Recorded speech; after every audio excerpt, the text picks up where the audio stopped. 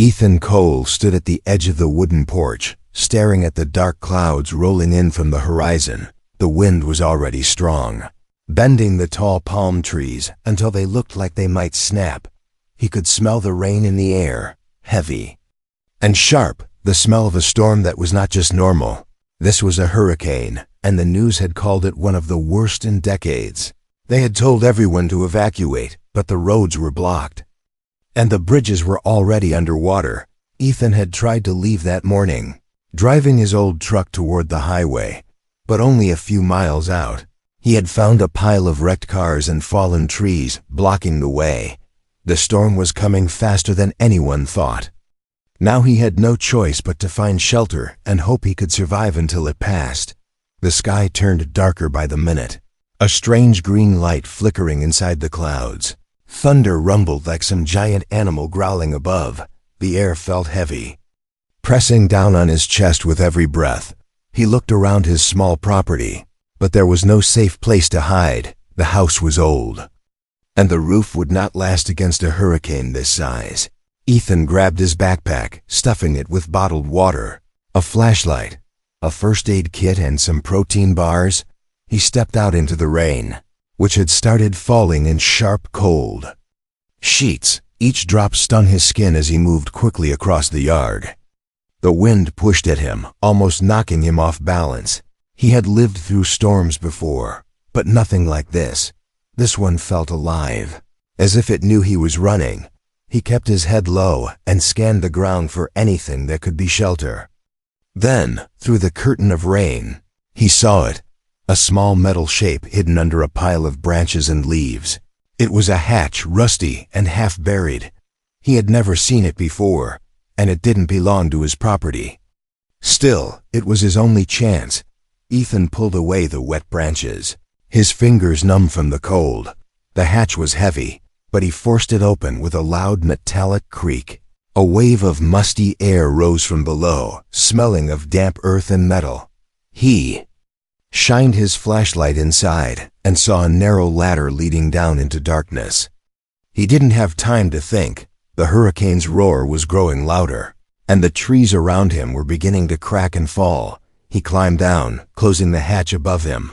The sound of the storm became muffled, replaced by a deep, strange silence. His flashlight beam revealed a long tunnel lined with steel walls. The floor was wet, and small streams of water trickled along the edges. It looked like some kind of old bunker, maybe from the war. The air was cold and still, making his skin prickle. Ethan moved forward slowly, the tunnel widening into a larger chamber. Old metal shelves lined the walls, stacked with dusty boxes and broken equipment. There were no signs of people, no footprints in the dust, no tools left out, yet he felt like he was not alone. His steps echoed softly, each sound coming back to him like a whisper. Then he froze. From the far corner of the chamber, in the darkness beyond his flashlight's reach, came a voice. It was low and deep, with a strange tone that made his skin crawl. The words were clear, yet they didn't sound human. "My fast ends today," the voice murmured. The sound seemed to slide through the air, touching his ears and his mind at the same time. Ethan's heart pounded. He swept the flashlight toward the voice, but the beam caught only shadows. Something shifted in the dark. Slow and heavy, he saw the faint gleam of metal, or maybe it was eyes. The voice spoke again, softer this time. "It has been long. So long." Ethan swallowed hard, his instincts telling him to run. But the storm was above, and there was nowhere to go. His fingers tightened on the flashlight as he took a step forward. The beam of light caught on something, a large shape. Draped in a dusty tarp, it moved slightly, like it was breathing. The air in the bunker felt colder now, heavy with a presence that made him shiver. The storm raged on above, shaking the ground. Somewhere deep in the bunker, a faint metallic sound echoed, like chains moving.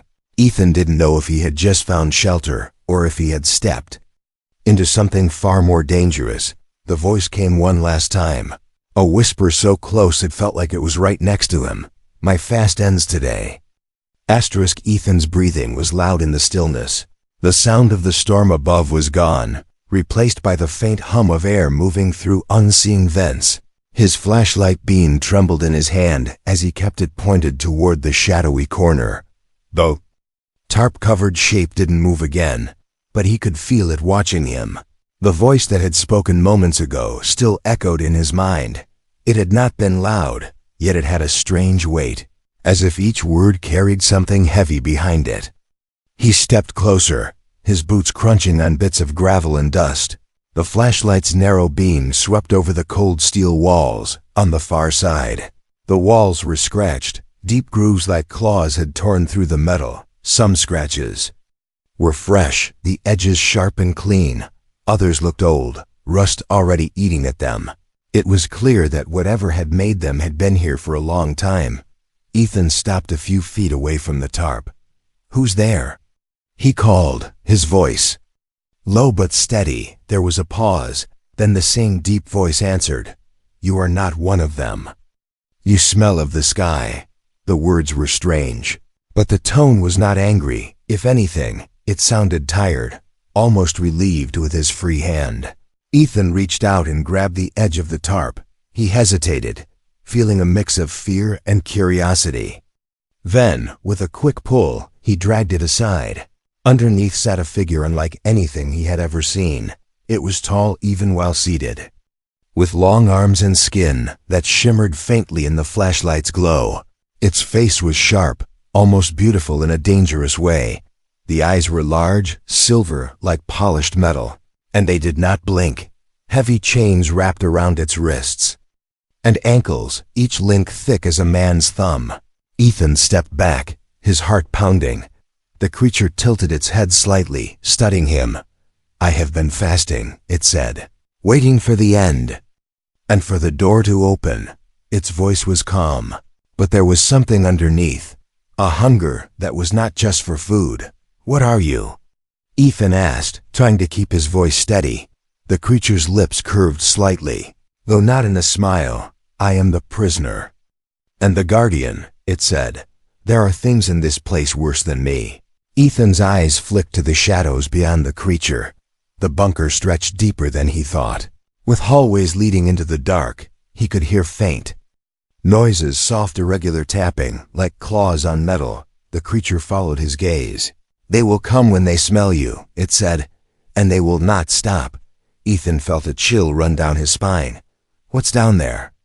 he asked. The creature didn't answer directly. Instead, it said, "My fast ends today, because the hunters will be here soon." The way it said the word hunters made Ethan's stomach twist. He didn't know if the creature was warning him or telling him he was already too late. A sudden boom shook the walls. Dust drifted from the ceiling, and somewhere deeper in the bunker, a metal door rattled. Ethan turned toward the sound. The tapping noises grew louder, joined by a low, scraping hiss. The creature's chains clinked as it shifted. "You will not last long without me," it said, "and I will not last long without you." Ethan didn't like the sound of that. He stepped back, shining his flashlight toward the hallway. The light barely reached more than a few meters before the shadows swallowed it. Something moved there, just for a moment, a shape thin and sharp, like the jointed leg of a giant insect. Then it was gone, pulling back into the darkness. Ethan turned back to the chained creature. "If I let you go, how do I know you won't kill me?" The creature's silver eyes locked on his. "You don't," it said simply. "But if you don't, they will." Another boom shook the bunker, and this time Ethan heard the sound of metal bending. The chained alien's voice was calm but urgent now. "They are breaking through," it said, "and you cannot fight them alone." Ethan's pulse quickened. He didn't trust the creature, but he trusted the sound of those things even less. He could feel the bunker itself reacting to the storm and the movement inside. Small streams of water were beginning to flow across the floor. The smell of damp earth was stronger now, mixing with something else. Something like rotting meat. The creature tilted its head again, as if listening to something only it could hear. Then it leaned forward slightly, the chain straining. "My fast ends today, it murmured again, almost to itself. But if I am to feed, you must choose. Quickly, Ethan's hands tightened around the flashlight. He could see his own reflection in the creature's eyes, small, human, fragile. Another loud impact came from the hallway. This time, the sound was closer. A panel in the wall shook, and thin cracks formed in the metal. Ethan had seconds, maybe less. His mind raced. Above him was the hurricane, impossible to survive without shelter. Below, in the darkness, were things that called themselves hunters, and here, in chains, was the only thing offering help. He had no idea if he was about to make the biggest mistake of his life, or the only choice he had left. ***. The hallway trembled again. Ethan could feel the vibrations through the steel floor. A steady rhythm, like something slamming into metal over and over. The sound was wrong, too sharp and too fast for human hands. He kept the flashlight steady, but his fingers were damp with sweat. His heart thudded in his ears. The tapping from before had turned into a full scrape and pound, as if claws and teeth were chewing through the wall itself. The chained figure shifted its weight, the links grinding together with a low metallic groan. "You see now," the creature said in that deep, calm tone. "They are close, and they are hungry." Its silver eyes didn't blink once. It looked at Ethan like a man might look at a small bird trapped in the same cage. There was no hate there, but there was no softness either, only inevitability. Ethan moved closer, the beam of his flashlight tracing the alien's arms and chest. Its skin wasn't smooth. It was made of tiny, overlapping plates, almost like armor. But they didn't look heavy. They looked like they could move and shift with every breath. The light revealed faint scars along its neck and shoulders. Some were thin white lines, while others were jagged and deep. This was no harmless prisoner. This thing had fought before, maybe many times, and it had survived. "What are you?" Ethan asked again, this time not as a challenge, but as a demand. The creature tilted its head slightly. "I am called Cyrus in your tongue," it said. "The last of my flight." Its voice lowered. "They came for us many cycles ago, the hunters, and they never stopped." It rattled the chains as if to remind him. "These were not put on me by the hunters, but by those who feared I might escape before the work was done." Another slam echoed from the hallway, louder now. Something screeched, a high-pitched sound that made Ethan's stomach twist. The screech was followed by a hiss, wet and insect-like. Ethan's instincts screamed at him to run, but there was nowhere to go. Cyrus spoke again, sharper this time. "Decide, human, or you will feed them before I do." Ethan's mind raced. He could leave the creature chained and try to block the hallway himself, but he had only a flashlight and a few tools from his bag. The armory boxes along the walls were sealed with locks he couldn't open fast enough. The hunters, whatever they were, would break through in seconds, and if Cyrus was telling the truth, it was the only thing here that could fight them. He stepped forward, crouching to inspect the chains. They were old, but not rusted. The metal was strange, darker than steel. The locks were built into the wall itself. It wasn't something a normal person could break. But Ethan spotted a heavy pry bar among the dusty tools on a nearby shelf. He grabbed it and jammed it into the first lock. Metal groaned. Cyrus stayed still, its eyes following Ethan with unblinking focus. "You will regret this," the alien murmured. Ethan didn't stop. He pushed with all his weight, the bar bending slightly before the lock finally snapped. One of the chains fell to the ground with a heavy thud. The alien moved its freed arm slowly, as if testing the air. Then Ethan moved to the second lock, sweat dripping down his face. The pounding in the hallway grew louder, now mixed with the sound of tearing metal. The hiss of the hunters was closer, almost at the door. The second lock broke. Cyrus stood, towering over Ethan, its full height almost brushing the ceiling. The chains on its legs still bound it, but with both arms free it tore the remaining restraints apart like they were nothing. The sound of snapping links echoed in the chamber. Cyrus stretched its arms wide, the plates along its skin shifting and locking into place. forming sharp ridges along its forearms and shoulders. It looked down at Ethan. "You have chosen," it said. Then it turned toward the hallway. The metal door at the far end buckled inward. A long blade-like leg stabbed through, followed by another. The first hunter pushed its way inside. Its head low, antennae twitching. It was a nightmare of black chitin and jagged limbs, its body built for killing. Its many eyes reflected the flashlight's beam like tiny mirrors. Sarah stepped forward, placing itself between Ethan and the hunter. Its voice deepened, almost a growl. "My fast ends today," it said for the third time. But now Ethan understood. It didn't just mean hunger for food. It was hunger for battle. The hunter lunged, its forelimbs slicing through the air. Cyrus caught one limb in a flash of movement, twisted, and snapped it with a wet crack. The hunter shrieked, but more claws scraped against the metal behind it. There were more coming. Ethan backed away toward the wall, his flashlight shaking as he tried to keep track of the shadows. He could hear Cyrus tearing into the first hunter, the sounds wet and fast. For a moment, he was sure freeing the alien had been the right choice. Then, over the noise, Cyrus spoke without turning. "They will not stop until the bunker is red." Ethan realized then, this was only the beginning. ******.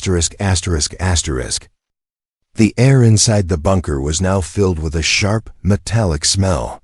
Ethan pressed his back against the cold steel wall, watching in shock as Cyrus tore into the hunter. The alien moved with terrifying speed, its plated skin shifting and locking into place each time it struck. The hunter's body twitched as sharp claws ripped through its armor-like shell, spilling thick, dark fluid across the floor. But even as the first creature fell, the pounding at the damaged door grew louder. The door finally gave way with a screech of tearing metal. 3 more hunters pushed their way inside. They were even larger than the first, their long, jointed legs clicking against the floor. Their heads were narrow, their jaws lined with rows of teeth that never stopped moving. Their antennae swept the air, tasting for scent. The moment they locked onto Ethan, they hissed in unison. Cyrus didn't hesitate. It lunged forward, slamming one hunter against the wall so hard the metal dented. The second hunter leaped toward Ethan. Ethan grabbed a rusted metal pipe from a shelf and swung with all his strength. The blow connected with a loud crack, but the hunter barely flinched. It snapped at him, its jaws missing his arm by inches. He stumbled back, slipping on the wet floor. Before the creature could strike again, Cyrus was there, ripping it away with one swift motion. "You cannot fight them like that," Cyrus growled, tossing the hunter aside. "They are bred for killing, and they never tire." Ethan's chest heaved. "How many are there?" He shouted over the screeches and clanging metal. Cyrus didn't answer immediately. It crushed the skull of another hunter under its foot, and then finally said, "As many as needed to finish what was started." Ethan's stomach twisted. The storm above, the bunker below, these hunters, none of it was random. He looked toward the hallway where the hunters had come from. The darkness there seemed deeper, almost alive. He could hear faint sounds beyond the battle, a slow, heavy thud that didn't match the hunter's movements. It was something else, something bigger. The bunker trembled. Small rivulets of water were now running across the floor. The hurricane outside was forcing floodwater into the underground tunnels. Ethan's flashlight flickered, the light catching the glint of something in the far darkness. A massive sealed bulkhead door. It was shaking, not from the storm, but from something striking it from the other side. The sound was deep and dull, like a giant fist pounding. Again and again, Cyrus noticed Ethan's gaze and stepped between him and the sight. "You do not want that door to open," the alien said. Ethan's voice was tense. "What's behind it?" Cyrus' eyes narrowed. "The ones who hunt are only the teeth," it said slowly. "But behind that door is the mouth." Another slam came from the bulkhead, louder this time. The thick steel bent slightly inward. Dust fell from the ceiling. The hunters that were still alive suddenly froze mid-attack, their antennae twitching wildly. It was as if they could sense what was coming. And even they were afraid. Ethan swallowed hard.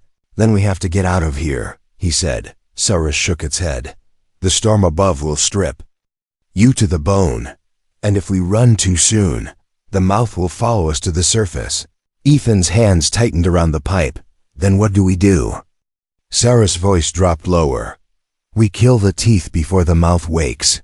The battle raged on. Cyrus moved like a predator born for war, tearing through the hunters with precise, brutal strikes. Ethan did his best to help, smashing at the creature's legs to slow them down. One of the hunters tried to leap past Cyrus toward him, but Ethan ducked low, driving the pipe upward into its jaw. It shrieked and stumbled back, giving Cyrus the opening to tear it apart. But the sound from the bulkhead didn't stop. In fact, it grew faster. Whatever was behind it was close too. Breaking through, Ethan's mind raced. If it got out, there would be no fighting it. Cyrus seemed to sense his fear. It was bound here for a reason, it said, and the storm was made to wake it. Ethan froze. What do you mean? Made? Cyrus didn't answer immediately, its focus still on the hunters. Finally it said, the storm is not from your sky. It is called, drawn by machines buried in the deep sea. Ethan felt the weight of those words. This wasn't just bad weather, it was a weapon, a way to flush out the thing in the bunker. And now, trapped underground with it, he was part of the trap. The final hunter screeched and fell still under Cyrus' claws. Silence returned, broken only by the pounding from the bulkhead. The alien turned to Ethan, its silver eyes reflecting the dim light. You wanted to know what I am, it said. I am the last thing that stands between this world and that door. Ethan's throat was dry. He looked toward the hatch he had come through. Water was already seeping through the seams. Above them was death, and below them was something worse. His voice was barely a whisper. Then I guess we stand here together. The bulkhead groaned again, bending outward. Whatever was behind it was almost free. Cyrus took a step forward, claws flexing. When the mouth opens, it said, there will be no more hiding. Asterisk, asterisk. The pounding on the bulkhead grew faster. The thick steel door bulged outward with each strike. Ethan could see small cracks forming along the seams. Water dripped from the ceiling in thin streams, mixing with the dark liquid left behind by the dead hunters. The air was heavy and damp, filled with the smell of metal and decay. Cyrus stood in front of the bulkhead, its claws flexing. Its silver eyes didn't blink. You must understand, it said. When this door falls, there will be no retreat. Ethan tightened his grip on the metal pipe he still held. He had no armor, no training for this, but running wasn't an option. The hurricane above would tear him apart before he reached safety, and now he knew, whatever was behind this door couldn't be allowed to roam free. The bulkhead shook violently. Then came the sound of something tearing through the steel. A long curved claw punched through, the tip glistening in the dim light. It scraped along the metal with a high-pitched screech that made Ethan's teeth ache. Another claw appeared beside it, ripping a jagged hole wide enough for air to rush through. A low, rumbling growl followed, so deep it seemed to come from the floor itself. Cyrus glanced at Ethan. When it comes through, stay behind me. Strike only if you must. Ethan nodded, though his legs felt like they might give out at any moment. The bulkhead finally gave way with a deafening screech. The steel bent and tore like paper, and from the darkness beyond, the mouth stepped forward. It was enormous. Its body filled the opening, covered in black, segmented armor that seemed to absorb the light. Rows of eyes ran along its head, each one a milky white orb. Its jaws were wide, lined with teeth that curved inward like hooks. When it moved, the sound was like stone grinding against stone. Its breath carried the smell of rot, thick and choking. Ethan had thought the hunters were terrifying, but this creature made them look small. It stepped into the chamber, its massive limbs leaving deep dents in the steel floor. Cyrus didn't back away. Instead, it let out a sharp, echoing call that made the creature hesitate for just a moment. Go for the eyes if you can, Sarah said quietly. "But do not get caught in its jaws." The mouth lunged forward with shocking speed. Saras dodged to the side, slashing at its flank. The alien's claws scraped against the creature's armor, leaving only shallow marks. The mouth swung its massive head, trying to slam Saras against the wall. Ethan ducked behind a shelf, the impact sending a shudder through the entire bunker.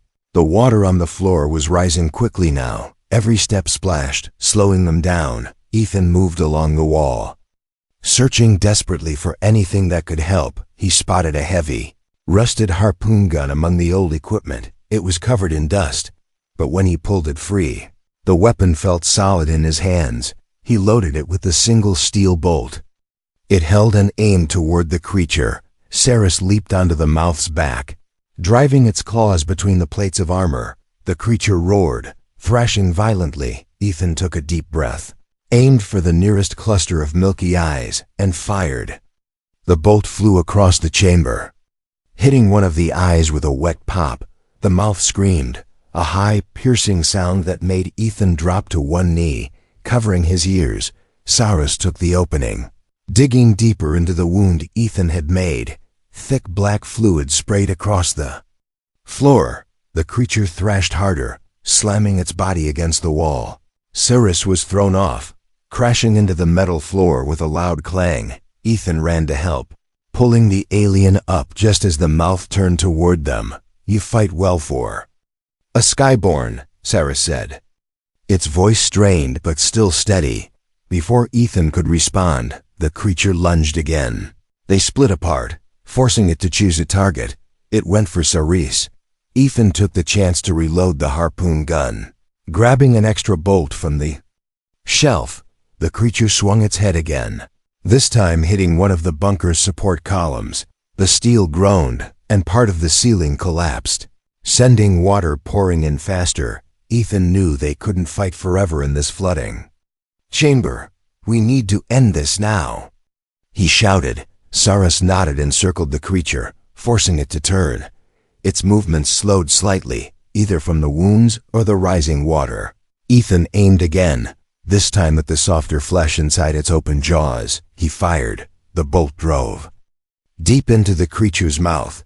It screamed again, rearing back in pain. Saras leaped forward in that moment, climbing up its neck and driving both claws deep into its head.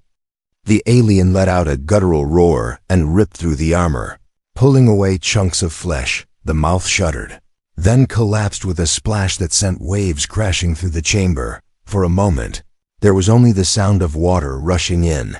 Ethan lowered the harpoon gun, his arms shaking. Saras stepped down from the creature's body, its silver eyes glowing faintly in the dim light. "This was only the first," it said quietly. "Others will smell its death." Ethan's stomach sank. "You're saying more of these things are out there?" Saras gave a slow nod. "And the storm will keep calling them." Ethan looked toward the flooding hallway. They had survived this fight, but the war had only just begun. Asterisk, asterisk, asterisk. The body of the mouth lay still in the rising water. Its white eyes stared lifelessly at the ceiling, its jaws hanging open. Ethan stood beside Saras, both of them breathing hard. The air in the bunker was thick with the smell of salt, metal, and the creature's black blood, but there was no time to rest. Water rushed in through the broken walls and cracks in the ceiling. The hurricane above was feeding the flood faster than the bunker could drain. Saras looked toward the dark hallway from where the hunters had first come. "They will smell this death," it said in a low voice. "They will come to see if they can feed." Ethan wiped the water from his face. "Then we leave," he said. But Saras didn't move. "To leave is to face the sky," the alien replied. "And the storm is not a thing you can simply walk through." The wind outside howled through vents above, making the metal walls groan. Ethan could almost feel the storm pressing down, as if it was alive. "You keep saying the storm is made," Ethan said. "Explain it." Sarah's silver eyes turned toward him. "It is a beacon," the alien said. "A machine buried deep in your ocean calls to them, shaping your winds, stirring your seas." Ethan's mind reeled. Someone, or something, sent this storm here on purpose. Cyrus nodded once. It is how they hunt worlds. The words made Ethan's stomach tighten. He thought of the empty roads, the flooding towns, the terrified people trying to flee. And now he knew. The storm was never meant to just destroy buildings. It was meant to drive prey into the open, to feed something else entirely. The water reached Ethan's knees. Sarah stepped toward the far end of the chamber, motioning for him to follow. There is another way out, it said, but it is not safe. Ethan gave a humorless laugh. Nothing has been safe since I found that hatch. Cyrus didn't respond, only pushed aside a rusted cabinet to reveal a hidden steel door. It was smaller than the bulkhead, but sealed just as tightly. The alien placed one clawed hand on the door's lock and crushed it with ease. Inside was a narrow maintenance tunnel, its walls lined with pipes and cables. The air smelled of oil and old seawater. This will lead. It was closer to the storm's heart, Sarah said. Ethan hesitated. Closer? I thought we were getting out of here. We are, Cyrus replied. But if we leave without closing the beacon, more will come. They moved through the tunnel, the water sloshing around their legs. The sound of the storm above grew louder. With each step, somewhere in the walls, Ethan could hear faint scratching. It wasn't as heavy as the hunters, more like small claws tapping along the pipes. He glanced at Cyrus. More of them? The alien nodded. Scouts, it said. Too small to fight directly, but enough to watch. The tunnel ended at a grated platform that opened into a massive vertical shaft. Above, a faint light filtered down from somewhere near the surface. Below, the darkness seemed endless. A slow, deep thrum pulsed through the air, steady and mechanical. That's the beacon, Cyrus said, pointing downward. It is anchored to your seabed. Ethan peered into the dark. How do we shut it off? Sarah's claws flexed. We break it. Ethan raised an eyebrow. That's your big plan? Cyrus glanced at him. You have a better one? They began climbing down a set of narrow metal rungs built into the shaft wall. The deeper they went, the stronger the mechanical hum became. It seemed to vibrate through their bones. Halfway down, Ethan froze. Something was moving below, not the slow grind of the beacon, but a fast skittering rush. Lights flickered in the darkness. Not electric ones, but dozens of small glowing eyes. The scouts poured up the shaft like a swarm of armored crabs. They moved fast, their needle-like legs stabbing into the walls for grip. Ethan climbed faster, his hands slipping on the wet rungs. Cyrus dropped past him, landing hard on a small platform below. The alien swung its claws in wide arcs, slicing through the first wave of scouts. But there were too many. Go! Cyrus shouted. Ethan hesitated, but Cyrus' voice cut through the noise. Shut it down or none of this matters. Ethan gritted his teeth and kept climbing. The hum grew so loud now it felt like his skull might crack. When he reached the bottom, he found the beacon, a massive cylinder of black metal, pulsing with faint blue light. It was half buried. Rock, cables running out in all directions. Ethan searched for a control panel, but found only a small hatch with alien markings. Inside was a cluster of glowing crystal-like rods, each vibrating in rhythm with the storm. He pulled one free. The hum faltered for a moment. Above, the swarm shrieked in unison. Cyrus' voice echoed down. Break them all. Ethan yanked another rod, then another. With each one, the hum weakened, and the air seemed to grow lighter. When the last rod snapped in his hands, the beacon gave a low, dying groan. The blue light faded, leaving only darkness above. The sound of the scouts suddenly stopped. For a moment, there was silence. Then Cyrus climbed down. Its armor scratched and dented. You did it, it said simply. Ethan leaned against the cold metal. What now? He asked. Cyrus looked upward toward the faint light at the top of the shaft. Now we see if your sky is still yours. Asterisk, asterisk, asterisk. The climb out of the shaft was slow and heavy. Ethan's arms burned from pulling himself upward, each rung slick with seawater and alien blood. Cyrus moved ahead of him, its claws finding grip in the metal walls. The air grew warmer as they climbed, and the faint light from above grew brighter. After what felt like hours, they reached the top. Pushing open a round hatch that groaned loudly, they stepped out into chaos. The hurricane still howled, but the sky had changed. The clouds were breaking apart, twisting into spirals that drifted. Away from the coastline, the roar of the wind was less violent now, though the rain still fell in sharp, cold sheets. Ethan could feel it. The storm's power had weakened when the beacon died. But something else waited above. Through the gaps in the clouds, a massive shadow moved. It was not a natural shape. An alien ship hovered high in the sky, its underside covered in jagged, black structures that looked like teeth, pillars of light. Scanned the ground below, searching. Ethan's stomach sank.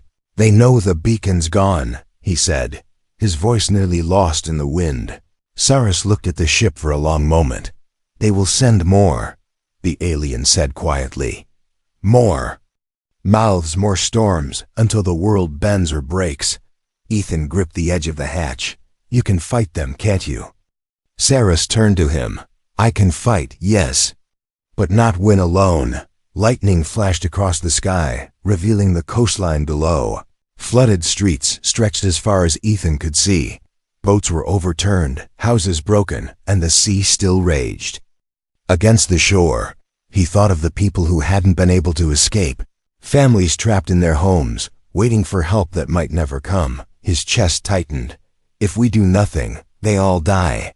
Cyrus studied him. "You are a skyborn, soft in the flesh, but your eyes are not weak," it said. "You would stand against them?" Ethan's voice was steady now. "I don't have a choice anymore." The alien nodded slowly. "Then you will need to leave this place." It pointed toward a dark ridge beyond the coastline. "At the far end, there is a place where the land splits into black stone." Ethan frowned. "And what's there?" Sarah's silver eyes gleamed faintly. "My way home." They moved quickly, keeping low as the alien ship's searchlights swept across the ground. Ethan's boots sank into mud with every step. Cyrus moved silently, despite its size, its armor. Shifting to blend with the shadows, several times they had to stop and hide as the searchlights passed. Once, a beam landed just a few meters away, and Ethan could feel the heat from it on his skin. As they neared the ridge, the ground sloped upward. The sound of the sea grew louder, waves smashing against the rocks below. Cyrus led him to a narrow crevice hidden between jagged stone walls. Inside, the air felt different, warmer, almost humming. The space opened into a cavern where the floor was smooth black glass. At the center stood a tall, curved structure, faintly glowing. "This is your ship?" Ethan asked. Cyrus shook its head. "This is a shard," it said. "A piece of my world, left here long ago." The alien stepped to the structure and pressed its claw against the surface. Light rippled outward, and the air shimmered, a circular doorway appeared, filled with a swirling silver mist. Ethan stared. "That's a portal?" Cyrus nodded. "It will take us to my world, where we can prepare." Ethan took a step closer, feeling a strange pull in his chest as he looked into the mist, beyond the surface. He thought he saw shapes moving, towers, flying, ships, skies filled with unfamiliar colors, but he hesitated. "What about the people here?" Cyrus tilted its head. "They will fight as they always have." Ethan clenched his fists. "And die as they always have," he said, his voice sharp. He looked back toward the coast, toward the destruction. "I can't just walk away." The alien studied him for a moment longer, then it reached out, placing one clawed hand on his shoulder. "Then you will not," Cyrus said. "You will return with me, and when you come back to this sky, you will not come alone." Ethan felt the weight of those words. It was a promise and a warning if he stepped through. He was leaving Earth in its darkest moment, but if he stayed, he would die without changing anything. The sound of the alien ship's engines grew louder overhead. Searchlights swept across the ridge, closing in on their position. Sarah Silver. Eyes locked with his Jews, Ethan Cole. The alien said, "My fast ends today, but for you." "It is only beginning." Ethan took a deep breath. The wind carried the salt of the sea and the smoke of burning towns. He turned toward the portal, his decision made. Behind him, the beam of a searchlight cut through the cavern entrance. He stepped forward into the silver mist, and the world around him vanished. Far above, the alien ship drifted across the broken coast, but somewhere deep inside its hull, one small, chitin-covered shape clung to the shadows. It had followed the scent and it would not return to its masters empty-handed. ****.